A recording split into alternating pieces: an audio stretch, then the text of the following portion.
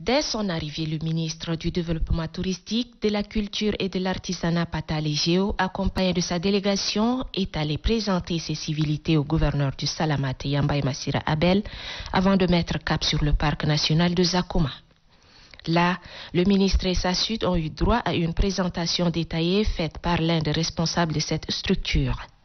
Avec ses 305 000 hectares, le parc national de Zakoma regorge d'immenses richesses naturelles.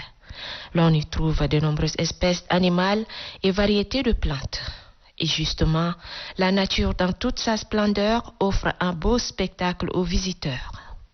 Le ministre du Tourisme, émerveillé par cette diversité de la flore et de la faune, parle de l'engagement du gouvernement en faveur du parc. Le parc regorge d'énormes espèces d'animaux, à savoir les éléphants, les lions, les buffles et autres.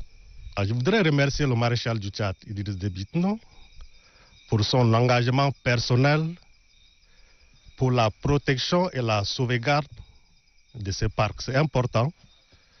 Lors de sa dernière visite, il a donné des instructions fermes, surtout pour la valorisation de ces parcs dans le domaine du tourisme.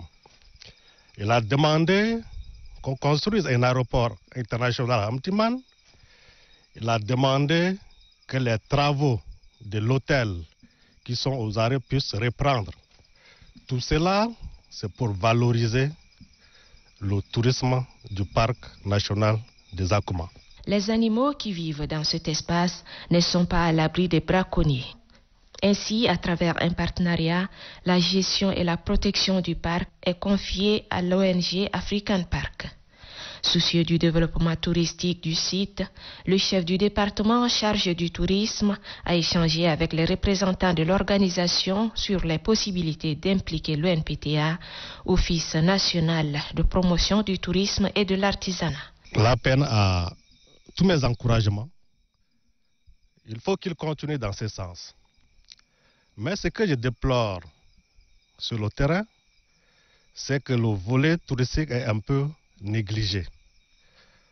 Parce que le ministère qui est en charge de la question n'est pas associé à la gestion touristique du parc.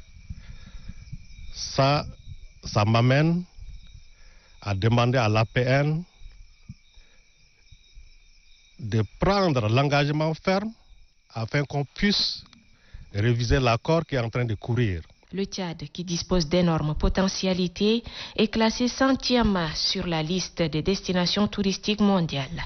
C'est pourquoi le ministère en charge du tourisme à travers l'ONPTA se fixe l'objectif d'attirer plus de touristes et s'impliquer dans le processus en cours d'inscription du parc national de Zakoma comme site du patrimoine de l'UNESCO.